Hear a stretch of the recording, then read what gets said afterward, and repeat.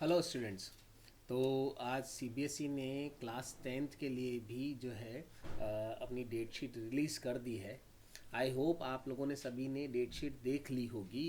I am bit late to share with you the class tenth date sheet, लेकिन फिर भी एक analysis अगर हम इस डेट शीट की करें तो देखिए, आपका जो मोस्ट ऑफ द स्टूडेंट्स के लिए जो मेजर पेपर होता है, that is of the English. तो इंग्लिश का अगर पेपर हम देखें, इंग्लिश लैंग्वेज एंड लिटरेचर, तो ये पहला पेपर आपका जो स्टार्ट हो रहा है, ये हो रहा है ऑन 6 मई। ठीक है।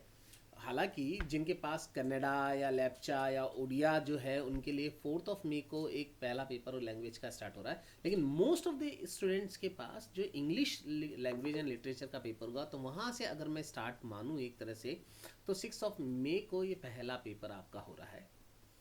फिर उसके बाद सेकंड लैंग्वेज, ज़्यादातर बच्चों के पास जैसे हिंदी अगर होता है, तो हिंदी का पेपर जो है ये 10 मई, यानी करीबन इन बच्चों को जिनके पास हिंदी लैंग्वेज है, उनको करीबन 4 दिन का जो गैप है यहाँ पर मिल रहा है, and that is a quite good. ये 4 दिन का गैप भी एक अच्छा गैप है जो आपको मिल रहा है। ठीक है। और उसके बाद अगर हम यहाँ पर देखें तो जिनके पास थर्ड लैंग्वेज उर्दू या बंगाली या तमिल है, तो उनके लिए जो है यहाँ पर 11 मई को पेपर रखा है सीबीएसई ने। यानी करीबन अगर हिंदी के साथ उर्दू हो किसी के पास, या इंग्लिश के साथ यहाँ पर ये कॉम्बिनेशंस हों, तो काफ़ी अच्छा गैप दे के यहाँ पर इन्होंने किया है।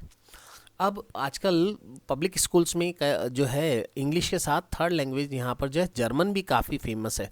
तो वो स्टूडेंट जिनके पास जर्मन है इंग्लिश के साथ में, उन लोगों के लिए, उन बच्चों के लिए यहाँ पर 6 ऑफ मई को इंग्लिश है, और 6 ऑफ मई को इंग्लिश के बाद में 12 ऑफ मई को जर्मन है या पंजाबी है। तो करीबन 6 दिन का गैप उनको इंग्लिश के बाद में मिल जाता है, जिनके पास इंग्लिश के साथ में जर्मन अगर कॉम्बिनेशन में है। और जिनके पास फ्रेंच है उनको एक दिन और ज़्यादा मिल गया। यहाँ पर फ्रेंच वाला कॉम्बिनेशन भी काफ़ी सारे लोगों के पास होता है, तो वहाँ पर उनको करीबन 7 डेज़ का गैप यहाँ पर मिल रहा है। दैट्स वेरी गुड, बहुत ही अच्छा। लेकिन मैं जो देख रहा हूँ यहाँ पर, उसके बाद साइंस जो है that is on 15 of May. ये एक अलार्मिंग हो गया भैया तुम लोगों के लिए, ध्यान रखना। 15 ऑफ मई, यानी जिनके पास थर्ड लैंग्वेज जर्मन या फ्रेंच जैसा सब्जेक्ट है, तो उन लोगों को सिर्फ एक दिन या 2 दिन या 3 दिन, है ना। 13th को अगर फ्रेंच है तो 14th का गैप मिला और 15 को पेपर देने जाना है। और अगर आपके पास जर्मन है तो 12th को जर्मन दिया, और उसके बाद 13th और 14th का गैप मिला, और 15 को आपको साइंस का पेपर देना है। So that is a big deal. आपको इसका मतलब साइंस की तैयारी पहले ही करके रखनी पड़ेगी। क्यों? क्योंकि आपको साइंस में सिर्फ 2 दिन का या एक दिन का गैप मिल रहा है बच्चों। तो यहाँ ये थोड़ा सा आपको ध्यान रखना पड़ेगा, है ना।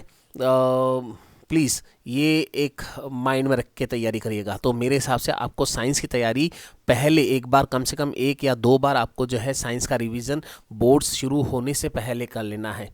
और इस बार जो केस बेस्ड स्टडी क्वेश्चंस हैं उनको करें, रीज़न एंड असर्शन टाइप के जो क्वेश्चंस हैं उनको करें। ये केस बेस्ड स्टडी क्वेश्चन तो स्कोरिंग है, रीज़न एंड असर्शन वाले क्वेश्चंस की प्रैक्टिस थोड़ा ध्यान से करना इसलिए ज़रूरी है कि यहाँ एक छोटी सी गलती भी आपके मार्क्स डिडक्ट कर सकती है। ठीक है। तो थोड़ा सा ध्यान दें यहाँ पर साइंस के ऊपर। इस बार थोड़ा सा एक अलार्मिंग लग रहा है मेरे को यहाँ पर।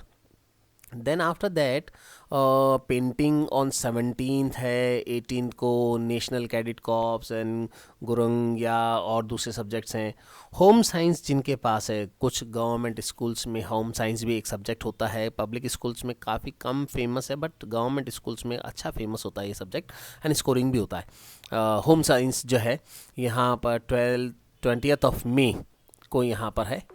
और या अगर मैं कहूँ तो साइंस के बाद मैथ्स का पेपर जो रखा है 21st of May, तो अब देखिए यहाँ पर मैथ्स में काफ़ी अच्छा गैप मिल गया है आपको। 15th को साइंस है, और 15th को साइंस के बाद अगर आपके पास में होम साइंस या एनसीसी जैसा सब्जेक्ट नहीं है तो आपको 21 ऑफ मई यानी करीबन 6 दिन का गैप मिल रहा है मैथ्स की प्रिपरेशन के लिए। तो मैथ्स की तैयारी करें अच्छे से, बेसिक मैथ्स ले रखा हो या स्टैंडर्ड मैथ्स ले रखा हो, लेकिन तैयारी आपको करनी पड़ेगी। तो 6 दिन काफ़ी होते हैं अगर मैथ्स को अच्छे से तैयार करें तो।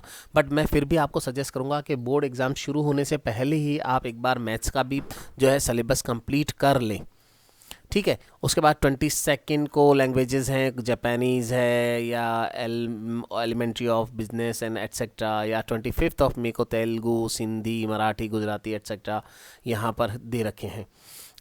सोशल साइंस मेजर जो अगर मैं अगला सब्जेक्ट कहूँ तो 27 ऑफ मई को सोशल साइंस रखा है।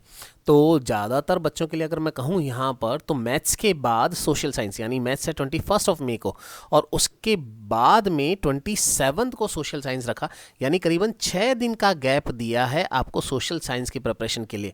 और ये ज़रूरी भी होता है। सोशल साइंस एक थ्योरेटिकल सब्जेक्ट है जहाँ पर आपको रिवाइज लर्न करना होता है, लर्न करना होता है।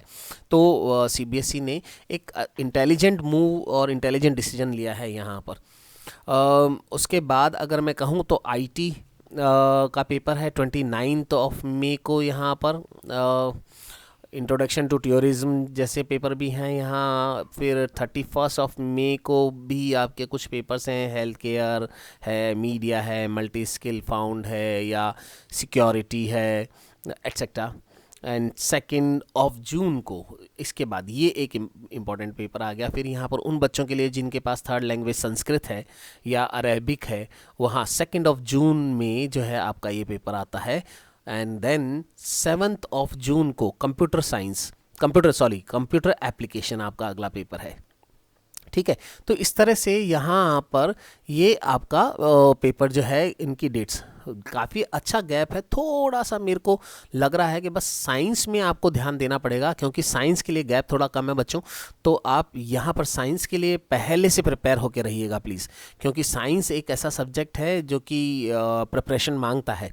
तो आपको पहले से तैयार करके रखना पड़ेगा। आप कम से कम 2 बार रिवाइज अच्छे से पहले कर ले, बोर्ड के एग्ज़ाम से पहले कर लें। You have the time in your hand. आज अभी अगर मैं कहूँ तो February 2 है, आपके पास अच्छा टाइम है। आप अभी से टाइम देना शुरू करें और तैयार करना शुरू करें। अनदर थिंग, आपका जो टाइमिंग है एग्ज़ाम का, दैट इज़ 10:30 to 1:30 PM, ठीक है। तो आपको जो है अगर आप देखें यहाँ पर तो answer books would be distributed to candidate 10 AM, ठीक है। यानी आपका रिपोर्टिंग टाइम जो आपके सेंटर पे है बिफोर 10 होगा। आपको 10 o'clock से पहले आपको सेंटर पे, एग्जामिनेशन सेंटर पहुंच जाना है। तो आप अपने घर से आपका जो एग्ज़ाम सेंटर हो उसकी प्लानिंग भी अकॉर्डिंगली करिएगा। आप अपने पेरेंट्स को बताइएगा कि आपका 15 किलोमीटर अगर डिस्टेंस है या अगर 10 किलोमीटर डिस्टेंस है आपके सेंटर की, तो आपको ट्रैफिक को ध्यान में रखते हुए कब निकलना है, किस तरह से वहाँ तक पहुँचना है, और आपको आपके एग्ज़ाम के लिए क्या क्या चीज़ें लेके जानी है, सारी चीज़ें आप ध्यान रखें। प्लस बच्चों, ये आपका पहला बोर्ड एग्ज़ाम है, तो मैं आपसे कहूँगा कि जब आप बोर्ड में आप जब कॉपीज़ के ऊपर एंट्रीज फिल करते हैं तो उसमें जेल पेन का यूज़ ना करें, क्योंकि जेल पेन की जो इंक होती है वो वॉशेबल होती है। थोड़ा सा भी पानी का अगर एक ड्रॉप भी गिर गया तो वो क्या होता है, रोल नंबर या वहाँ पर जो आपने क्लास वगैरह लिखा हुआ, सब्जेक्ट लिखा हुआ, तो वो इरेज हो सकता है, तो प्रॉब्लम हो सकती है ना। इसलिए आप ब्लैक या ब्लू बॉल पॉइंट पेन जो बोर्ड इंस्ट्रक्शन दे, लेकिन बॉल पॉइंट पेन यूज़ करें, है ना। तो वो बॉल पॉइंट पेन यूज़ करें आप, बेटर रहता है मेरे हिसाब से। हमेशा बॉल पॉइंट पेन से एंट्रीज़ को फिल करना चाहिए।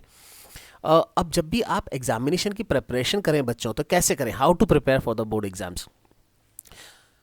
NCERT को अच्छे से थॉरोली रीड करें, प्रीवियस ईयर्स के पेपर्स को देखें, प्रीवियस ईयर्स के पेपर्स आप अच्छे से एनालाइज करें, ठीक है।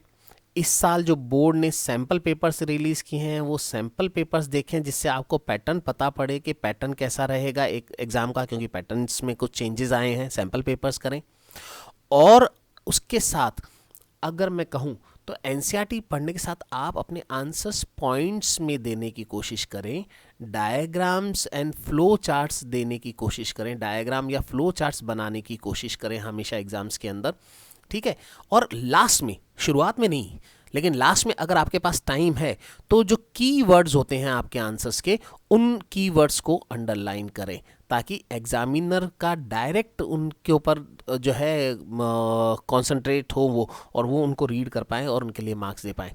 तो प्यारे बच्चों, you have the time now, gear up your self, तैयार करना शुरू करें। And I hope and trust कि आप इन बोर्ड्स में बहुत अच्छे से फ्लाइंग कलर्स के साथ पास होंगे, और ये लॉकडाउन का इफ़ेक्ट जो है आपके ऊपर नहीं आएगा। आई डू बिलीव कि लॉकडाउन या ऑनलाइन क्लासेस के बावजूद आप जो है बहुत अच्छे से, क्योंकि ऑनलाइन क्लासेस में आपके टीचर्स ने बहुत मेहनत की है, आप लोगों के साथ बहुत एफर्ट्स किए, और आप लोगों ने भी की है, नो डाउट आप लोगों ने भी बहुत मेहनत की है इसके साथ में।